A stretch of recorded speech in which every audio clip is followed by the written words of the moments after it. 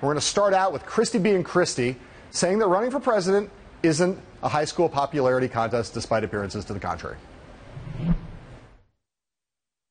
I want to promise you just a few things. First, a campaign without spin or without pandering or focus group tested answers. You're going to get what I think, whether you like it or not, or whether it makes you cringe every once in a while or not. A campaign, when I'm asked a question, I'm going to give the answer to the question that's asked, not the answer that my political consultants told me to give backstage.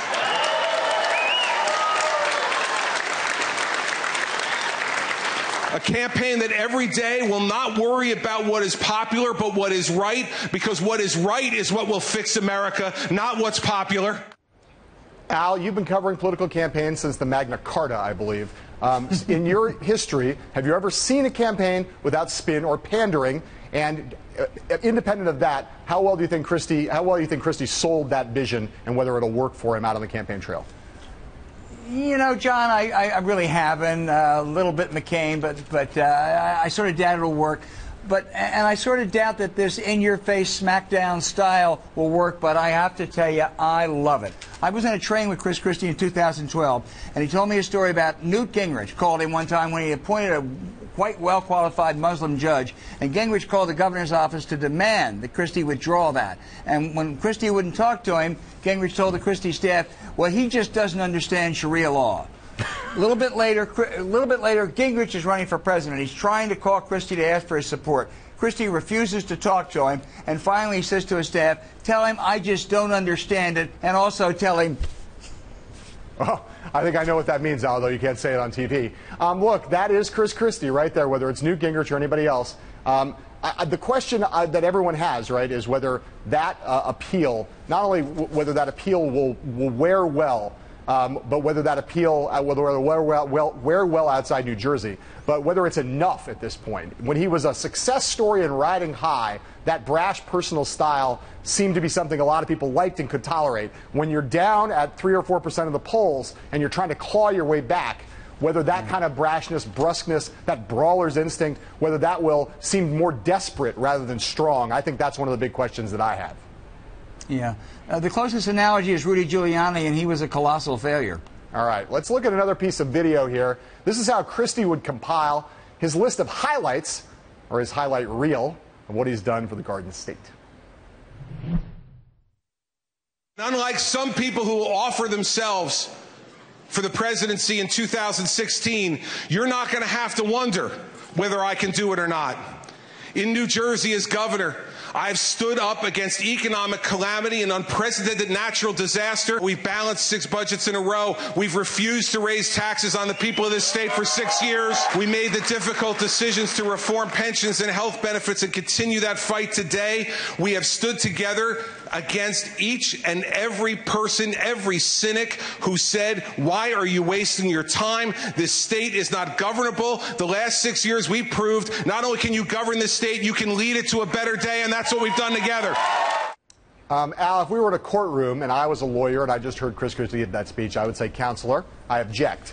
And then I'd say, you've had 9 credit rating downgrades since you've been in office. I'd say you have 0%, close to 0% economic growth in the past year. I'd say you have an unemployment rate a full point over the national average. Are we talking about the same New Jersey here, Governor Christie? What say you, Al, about Chris Christie's ability to sell a pretty ugly fiscal and economic picture in New Jersey, talking the way he did today in the campaign? Oh, that's going to be very difficult, John. And if he gets on the stage with former Texas Governor Rick Perry or Ohio Governor John Kasich, his record's going to really look dismal by comparison. He's going to try to do it by, bravura, by being a really tough guy. But at some point, those facts are going to catch up to him, and he's going to have to explain them. People ask me all the time, Al, whether it's a problem for Chris Christie that his approval ratings in New Jersey are down at 30%. I say the number doesn't matter that much. What it reflects is the problem. And what it reflects is the fact that a lot of people in New Jersey saw him score apparent victories on things like pension reform and the budget in his first term, and all of them seem to have either unraveled in the case of pensions or seem to have had very little effect on the state's standing. I think that it's hard. Every candidate wants to have a miracle, whether it's a Massachusetts miracle or a Colorado miracle. You want to have a New Jersey miracle. It's hard for Chris Christie, despite what he said today, to claim that New Jersey is any kind of miracle. No, I agree. I say $83 billion of unfunded pension liabilities. Yeah, it's a very, very big number. All right. Finally, let's take a look at Chris Christie talking about foreign policy with a shout out to his friend, Hillary Clinton. If we're going to lead, we have to stop worrying about being loved and start caring about being respected again, both at home and around the world. There is only one indispensable force for good in the world, and it is a strong, unequivocal America that will lead the world and not be afraid to tell our friends we'll be with you no matter what, and to tell our adversaries there are limits to your conduct, and America will enforce the limits to that conduct. And the fact is this: after 7 years of a weak and feckless foreign policy run by Barack Obama, we better not turn it over to his second mate, Hillary Clinton. I had no idea that Hillary Clinton was Barack Obama's second mate. I'm not sure who the first mate would be, maybe Joe Biden. But here's the thing, Al. All these Republican candidates, or most of them, have very little foreign policy bona fides, very little foreign policy experience. Chris Christie, like most governors, is no different. A lot of the things he's saying on the stump are obviously going to find a receptive audience among Republicans who think that Barack Obama's foreign policy has been a disaster. And obviously, one of the weak spots in the Obama administration has clearly been foreign policy. But I wonder, given all of that, whether the problem that Christie is going to have selling that kind of tough talk is the fact that, as I say, his foreign policy background is so limited, and the couple of times that he has left the country, like when he went to London earlier this year, he got himself in trouble by talking about vaccinations and getting off message. What say you about Chris Christie as a potentially strong foreign policy candidate?